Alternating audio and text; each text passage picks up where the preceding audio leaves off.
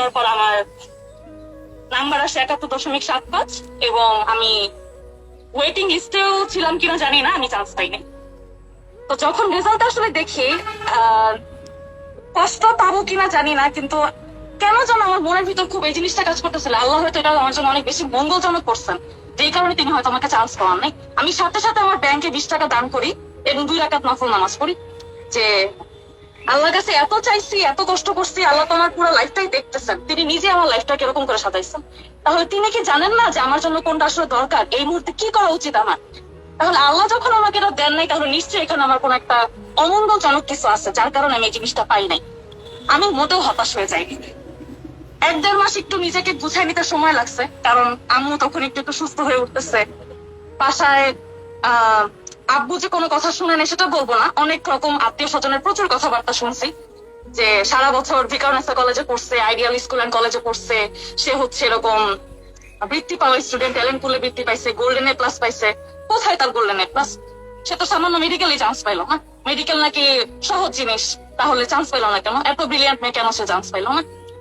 প্রচুর রকমের কথা বাসায় এসে আব্বু আমাকে বলতেছে, হ্যাঁ বড় ছেলেকে এরকম পড়াইছি, ঢাকার বড় বড় নাম করা স্কুল কলেজে পড়াইছি, এখন আমার ছেলেমেয়েরা কোথাও চান্স পায় না, লোকের সামনে মানিজ্য রাখতে পারতেছো না, এরকম যত রকমের প্রেশার আছে, যত রকমের বাজে কথা আছে। এমনকি ফ্রেন্ড সার্কেল আমাকে পাত্তা দিতেছিল না, এমন একটা অবস্থা।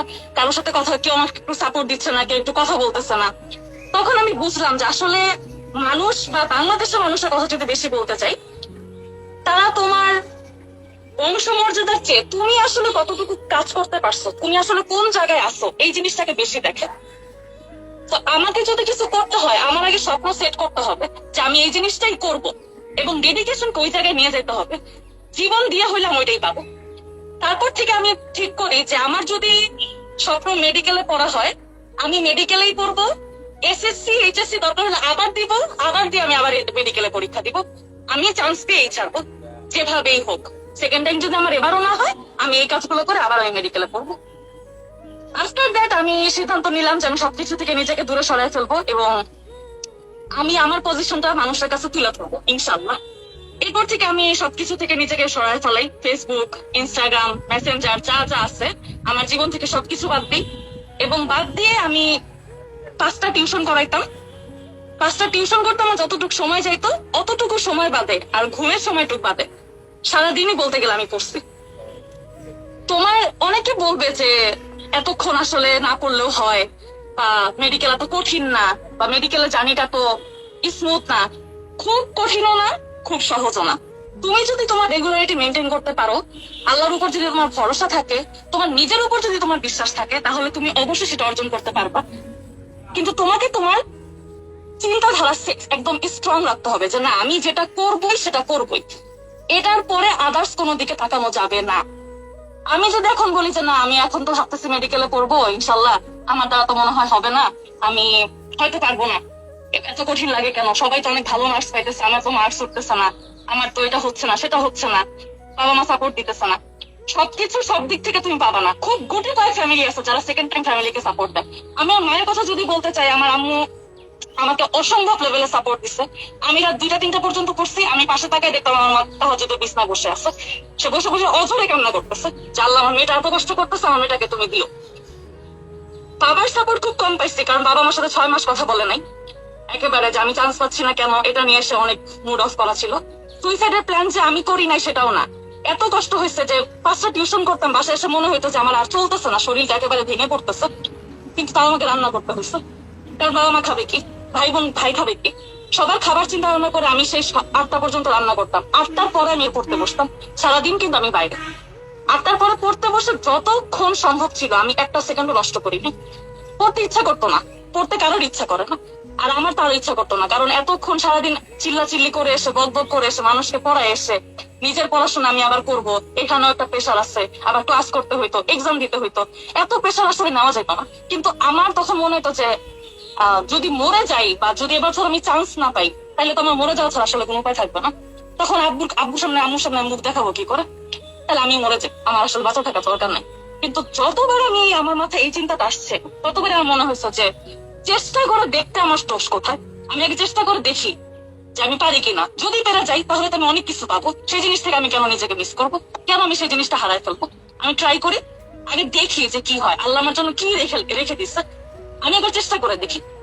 না হলে নাই, চেষ্টা করলে তো হয় হবে, না হলে হবে না। বাট আমি যদি চেষ্টা না করি তাহলে তো আমার শুধু নাটাই আছে, হবে না এটাই আছে, আর তো কোনো অপশন বাকি থাকলো না। সেইখান থেকে আমি প্রতিদিন চেষ্টা করতাম যে 2 রাকাত করে নফল নামাজ পড়ার, প্রতিদিন চেষ্টা করতাম 1 পাতা করে কোরআন শরীফ পড়ার। যখনই মনটা খারাপ লাগতো বা কান্নাকাটি লাগতো যে এখন অনেক কান্না আসতেছে, ভালো লাগতেছে না, আর পারতেছি না, তখনই বালিশ চাপা দিয়ে অনেক কান্দতাম আর আল্লাহর কাছে শুধু দোয়া করতাম, আল্লাহ তুমি এই কষ্টটা আমাকে খুব দ্রুত মুক্তি দাও। বেশি দিন না, মাত্র 4 থেকে 5 মাসের মাথায় আজকের এই দিনগুলো আমার জীবনে আসছে। আমি নিজে প্রমাণ দিতে পারতেছি যে আমার জীবনে এই দিন আসছে। আমি এই দিনগুলোর জন্য কত কান্নাকাটি করছি, কত আল্লাহর কাছে দোয়া করছি যে আল্লাহ এই দিনগুলো যেন আমার জীবনে আসে। কতগুলো সেলিব্রেশন প্রোগ্রামে অংশগ্রহণ করলাম, কত কত গিফট, কত কত স্যালুট, কত কত সম্মান। এই সম্মানগুলো আমি যদি মরে যেতাম সেদিন আমি তো হারাই ফেলতাম। আল্লাহকে আমাকে দেয় নাই, আমি ধৈর্য ধরছি, আমি চেষ্টা করছি, জীবন দিয়ে হলেও ট্রাই করছি।